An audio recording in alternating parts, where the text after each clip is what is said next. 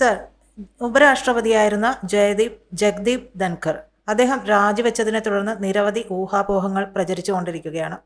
നിരവധി കാരണങ്ങൾ പറയുന്നുണ്ടെങ്കിലും ഏറ്റവും ഒടുവിൽ കേൾക്കുന്നത് അദ്ദേഹം രാജിവെച്ചില്ലായിരുന്നുവെങ്കിൽ ഇംപീച്ച് ചെയ്യാൻ വേണ്ടിയുള്ള നടപടിക്രമങ്ങളിലേക്കൊക്കെ കേന്ദ്ര സർക്കാർ പോയിരുന്നു എന്നുള്ളതാണ്.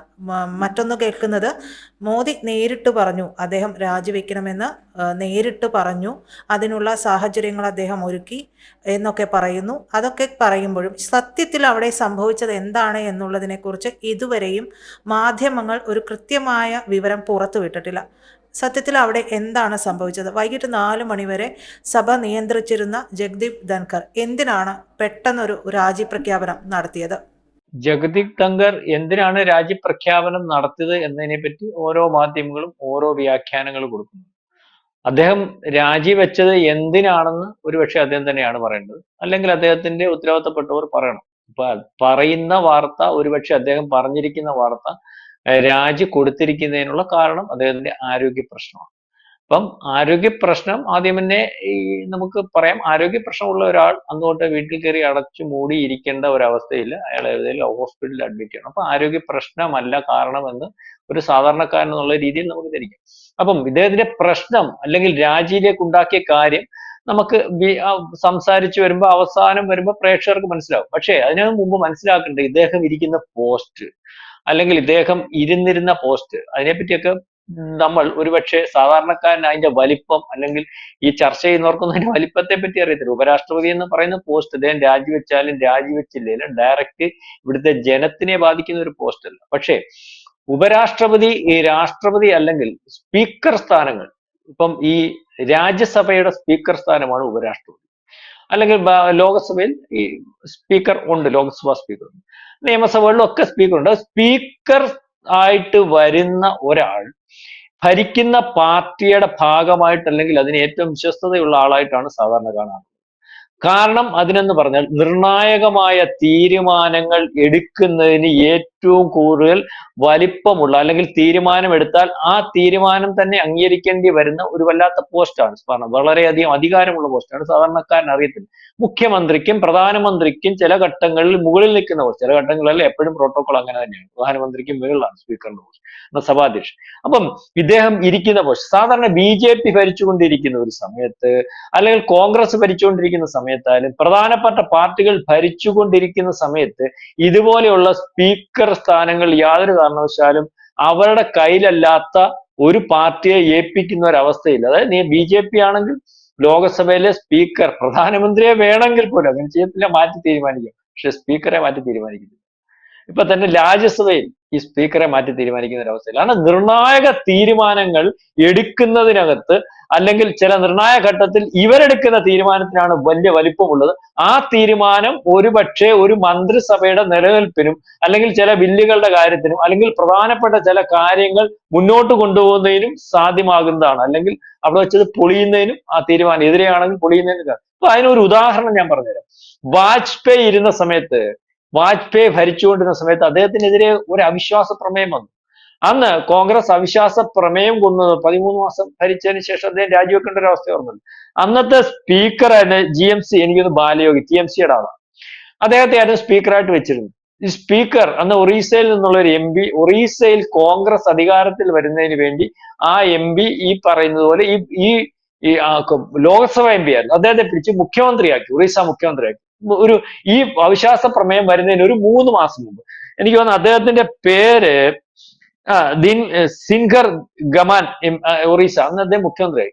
അപ്പം ഒരു തർക്കം വന്നു. കാരണം തുല്യാസൂക്ഷ്മമായിരുന്നല്ലോ അന്ന് ഈ അവിശ്വാസ പ്രമേയം വരുമ്പം ഉള്ള വോട്ട് ആർക്ക് ചെയ്യണം. അന്നേരം അതിനകത്ത് ഇദ്ദേഹത്തെ സംരക്ഷിക്കുന്നതിന് വേണ്ടി ഭരണകക്ഷിയുടെ ഭാഗമായിട്ട് AB വാജ്പേയിയെ സംരക്ഷിക്കുന്നതിന് വേണ്ടി അന്ന് അദ്വാനി അദ്ദേഹത്തിന് വോട്ട് ചെയ്യാൻ പറ്റത്തില്ല, ഇന്ന കാരണങ്ങളുണ്ട്, അദ്ദേഹത്തിന് വേണ്ടി അലവൻസ് മേടിക്കാം, കാരണം മുഖ്യമന്ത്രിയായിട്ട് സത്യപ്രതിജ്ഞ ചെയ്തതുകൊണ്ട് MP രാജിവെച്ചിട്ടില്ലാത്തതുകൊണ്ട് പാർലമെന്റിൽ വോട്ട് ചെയ്യാനുള്ള അധികാരമില്ലെന്ന് കാണിച്ച് പറഞ്ഞപ്പോൾ വോട്ടിംഗ് സമയം വന്നപ്പോൾ ഈ സ്പീക്കർ എടുത്ത തീരുമാനം എന്താണെന്ന് വെച്ചാൽ, ഞാൻ അതിനകത്ത് പ്രത്യേകിച്ചൊന്നും പറയുന്നില്ല, ഒരു റൂളിങ്ങും നടത്തുന്നില്ല, ഈ പറയുന്ന ഒറീസ മുഖ്യമന്ത്രിയായിട്ട് നിയമിതനായ നിലവിൽ MP ആയിട്ട് തന്നെ ഇരിക്കുന്ന അദ്ദേഹം, കാരണം മുഖ്യമന്ത്രിയായിട്ട് അദ്ദേഹത്തെ തീരുമാനിക്കാം, മുഖ്യമന്ത്രിയായിട്ട് അദ്ദേഹത്തെ തീരുമാനിക്കുന്ന സമയത്ത് അദ്ദേഹം MP ആണ്. പക്ഷെ ഇവിടുന്ന് മാറ്റി അദ്ദേഹത്തെ മുഖ്യമന്ത്രിയായിട്ട് തീരുമാനിച്ചാൽ ഈ 6 മാസത്തിനകം അദ്ദേഹം ജനപ്രതിനിധി ആയാൽ മതി. ഏതെങ്കിലും നിയമസഭയിൽ ഒറീസയിൽ നിന്ന് ജയിച്ചാൽ മതി. അതിനുശേഷം MP സ്ഥാനം രാജിവെച്ചാൽ മതി. ഇത് സാധാരണക്കാരന് മനസ്സിലാവുന്നതിന് വേണ്ടിയാ പറഞ്ഞത്. അപ്പൊ നിലവിൽ അദ്ദേഹം മുഖ്യമന്ത്രിയായിട്ട് ഇരിക്കുമ്പോഴും MP ആണ്. അപ്പൊ MP ആണ്. അപ്പൊ ആ MPക്ക് വേണമെങ്കിൽ അദ്ദേഹത്തിന്റെ ഇഷ്ടപ്രകാരം വോട്ട് ചെയ്യാമെന്ന് അന്നത്തെ സ്പീക്കർ തീരുമാനിക്കുന്നു. ആ സ്പീക്കർ അന്ന് അങ്ങനെ തീരുമാനിക്കുന്നത് കൊണ്ട് ഓരോ വോട്ടിന് വാജ്പേയി തോൽക്കുന്നു. മനസ്സിലാവുന്നുണ്ടോ? അപ്പൊ ആ സ്പീക്കർക്ക് വേണമെങ്കിൽ അന്ന് തീരുമാനിക്കാം ഇതുപോലെ ഇന്നതുപോലെ ഉള്ള റൂളിംഗ് ഉണ്ടോ, ഈ പറയുന്ന AB വാജ്പേയി പറഞ്ഞ റൂളിംഗ് വാജ്പേയി അല്ല അദ്വാനി പറഞ്ഞതുണ്ട്, അല്ലെങ്കിൽ ഇദ്ദേഹത്തിന് അതിനകത്ത് പറയാം ഒരു നിയമവും വേണ്ട, ഇത് അദ്ദേഹത്തിന്റെ മുഖ്യമന്ത്രി ആയതുകൊണ്ട് അദ്ദേഹത്തിന് അലവൻസ് മേടിക്കാം, അദ്ദേഹത്തിന് ഇവിടെ വോട്ട് ചെയ്യാൻ പറ്റത്തില്ല എന്നുള്ള രണ്ട് അധികാര സ്ഥാനങ്ങൾ, അല്ലെങ്കിൽ സ്പീക്കർ പറയുന്നതിനെ പറയല്ലോ, സ്പീക്കർ എന്ത് തീരുമാനം എടുത്തു, നിങ്ങൾ ഇഷ്ടമുള്ളതുപോലെ തീരുമാനിച്ചോളുക.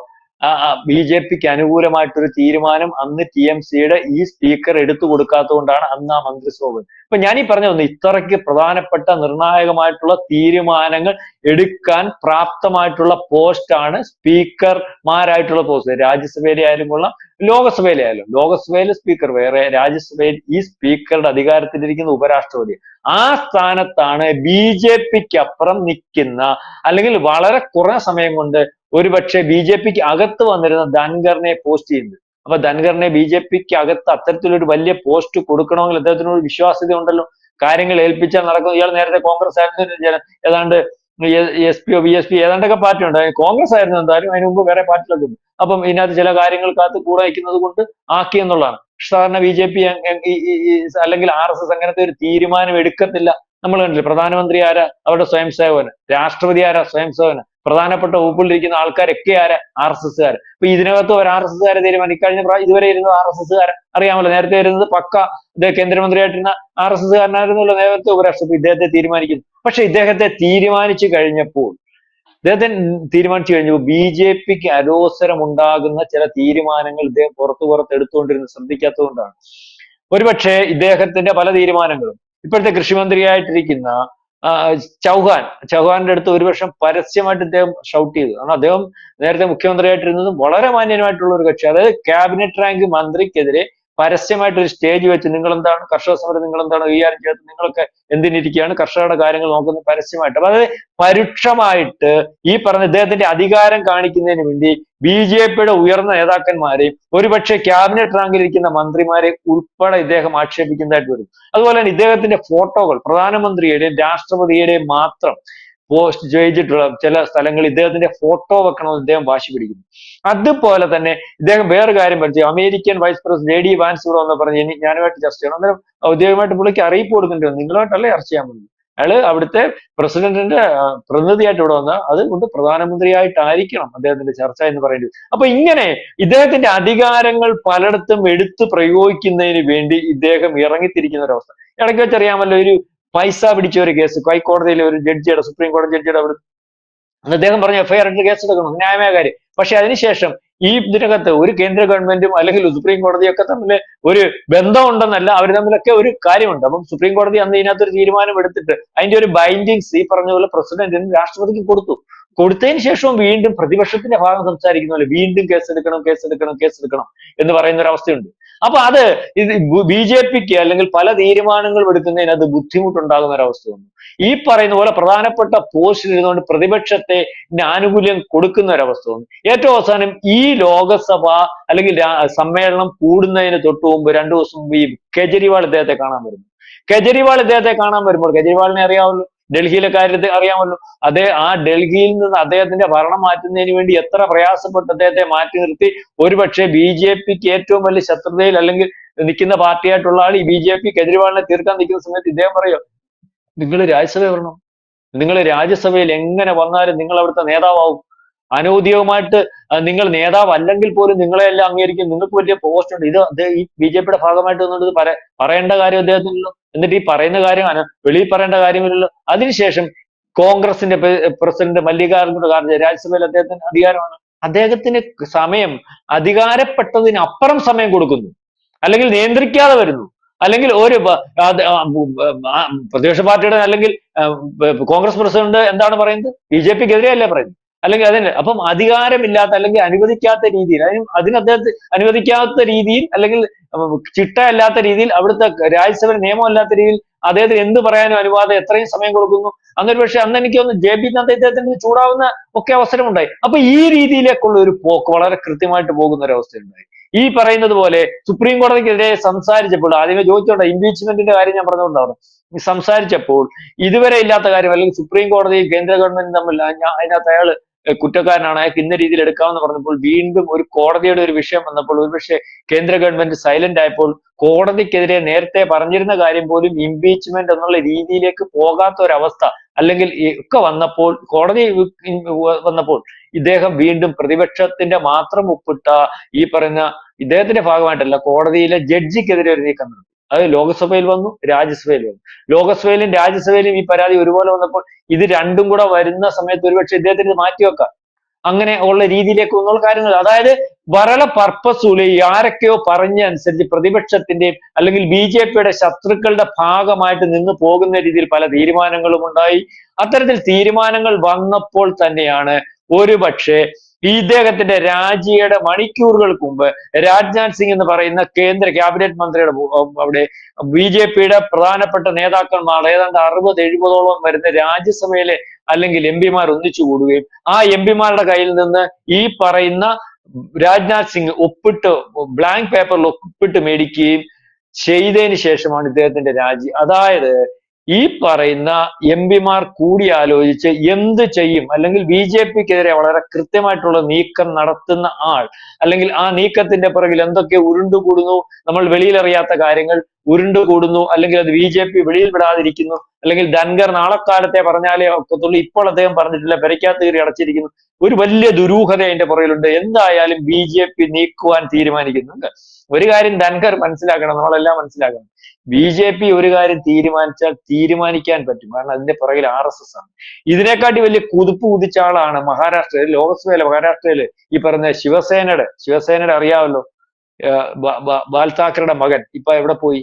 അതിനുശേഷം നിതീഷ് കുമാർ ഇപ്പൊ അവരുടെ ഭാഗമായിട്ട് നിൽക്കുന്നു. വളരെ കുതിപ്പ് കുതിച്ചാണ്. അവസാനം അവിടെ കുതിപ്പ് വന്നപ്പോൾ അയാളെ ഒതുക്കി കയ്യിൽ കൊണ്ട് കൊടുത്തിട്ട് 40-49 സീറ്റിനകത്താകെ ഒതുക്കിയിട്ട് 100 സീറ്റുള്ള BJP അയാളെ ഭരിക്കാൻ ഏൽപ്പിക്കുന്നത്. അതായത് BJP എന്താണ്, RSS എന്താണെന്ന് മനസ്സിലാക്കി കൊടുത്തിട്ട് അവിടെ പിടിച്ചിരുത്തുന്നത്. അതായത് ഇത്തരത്തിൽ വലിയ പവർഫുൾ ആയിട്ടുള്ള ഒരു സംവിധാനത്തിനെടുത്ത് ഒരു ധൻഖർ ഒരു പോസ്റ്റ് കൊടുത്തപ്പോൾ അങ്ങ് ഒലയാമെന്ന് വിചാരിച്ചാൽ അവനെ പിടിച്ച് അവിടെ ഇരുത്തി അവർക്ക് വിചാരിക്കുന്ന പോലെ കാര്യങ്ങൾ തീരുമാനിക്കാൻ കപ്പാസിറ്റി ഉള്ള ഒരു സംവിധാനമാണ് BJP അല്ല RSS. അതിപ്പോ ധൻഖറിന് മനസ്സിലായി.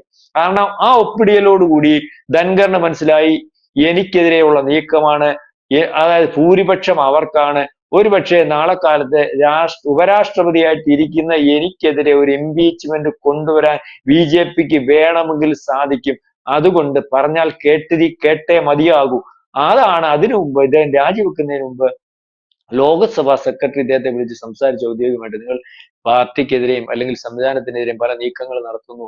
അന്നേരം അയാളെയും ഷൗട്ട് ചെയ്തു എന്നാണ് ഔദ്യോഗികമായിട്ട് കിട്ടുന്ന റിപ്പോർട്ട്. കാരണം ഇയാൾക്ക് എന്ത് വേണം, എന്റെ പ്രോട്ടോകോൾ അറിയാം, സംസാരിക്കാം, എന്താണ് എൻ്റെ അടുത്ത് സംസാരിക്കുന്നത് അറിയാമോ, അത് BJPയുടെ ഭാഗത്ത് നിന്ന് BJPയുടെ ഉത്തരവാദിത്തപ്പെട്ടവർ അല്ലെങ്കിൽ അത്തരത്തിൽ പറയുന്നവർ വിളിച്ചിട്ട് സംസാരിച്ചതാണെന്നാണ് വിചാരിച്ചത്. അതിനുശേഷം BJPയുടെ ഉത്തരവാദിത്തപ്പെട്ടവർ വിളിച്ചെന്നാണ് അറിയുന്നത്. രാജിവെച്ചോളൂ, അല്ലെങ്കിൽ നിങ്ങൾ അനുഭവിക്കാൻ പോകുന്ന വലിയ ദുരിതമായിരിക്കും.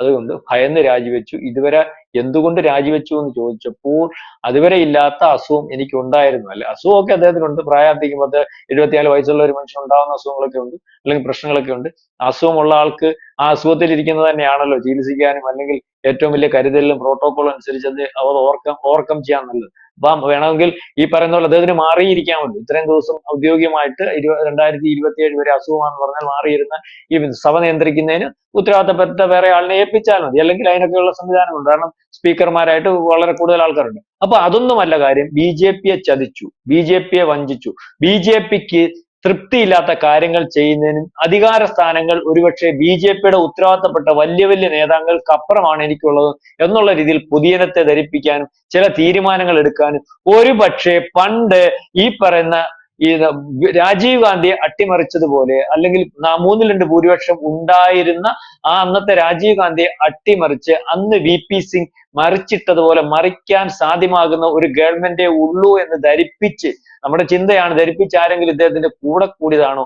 നാളെ കാലത്തെ ഉപരാഷ്ട്രപതിക്കപ്പുറം രാഷ്ട്രപതിയെ പരിഗണിക്കുന്നതിന് വേണ്ടി അല്ലെങ്കിൽ ഇത്തരത്തിലൊരു കാര്യത്തിന് നിന്ന് തന്നാൽ പ്രതിപക്ഷം ഉൾപ്പെടെ ചില ആൾക്കാരുമായിട്ടുള്ള സംസാരം നടന്നിട്ടുണ്ടോ എന്നുള്ള കാര്യത്തിലൊക്കെ നമ്മൾ ധരിക്കേണ്ടി വരും. ഏതായാലും നിഗൂഢമായ ഒരു നീക്കം ഈ പറയുന്ന ഭരിച്ചുകൊണ്ടിരിക്കുന്ന പാർട്ടിക്കെതിരെ, ഒരുപക്ഷെ പ്രധാനമന്ത്രിക്കെതിരെ അല്ലെങ്കിൽ കേന്ദ്രമന്ത്രിക്കെതിരെ, അത്തരത്തിൽ ആ പാർട്ടിക്കെതിരെ ഒക്കെ നടന്നിരിക്കുന്നു. അതുകൊണ്ട് തന്നെയാണ് ധൻഖർ രാജിവെച്ചത്.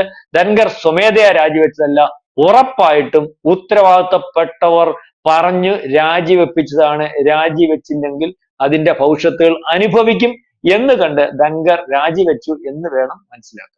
സർ പറഞ്ഞതിൽ നിന്ന് അനുചിതമായ ഇടപെടലുകൾ നടത്തിയത് കൊണ്ട് തന്നെയാണ് ധൻഖറിന്റെ രാജിവെക്കേണ്ട സാഹചര്യം ഉണ്ടായത് എന്നുള്ളത് വ്യക്തമാണ്. ഇത്തരത്തിൽ ഒരു സ്ഥാനത്തിരുന്നു കൊണ്ട് ചെയ്യാൻ പാടില്ലാത്തത് എന്താണോ, ഒരു ഭരണകക്ഷി അദ്ദേഹത്തിന് ആ പൊസിഷൻ കൊടുത്തതാരാണോ അവർക്കെതിരെ തന്നെ പ്രവർത്തിച്ചു കൊണ്ടിരിക്കുമ്പോൾ ആ കക്ഷി എന്താണോ ചെയ്യേണ്ടത് ആ രീതിയിലേക്ക് തന്നെ BJPയും RSSും മാറുകയും പ്രവർത്തിക്കുകയും ചെയ്തതാണ് എന്നുള്ളത് വ്യക്തമാണ്. നന്ദി സർ. കൂടുതൽ വാർത്തകളും വിശേഷങ്ങളും നിങ്ങളിലേക്ക് എത്താൻ ABC മലയാളം സബ്സ്ക്രൈബ് ചെയ്യുക, ബെൽ ബട്ടണും അമർത്തുക.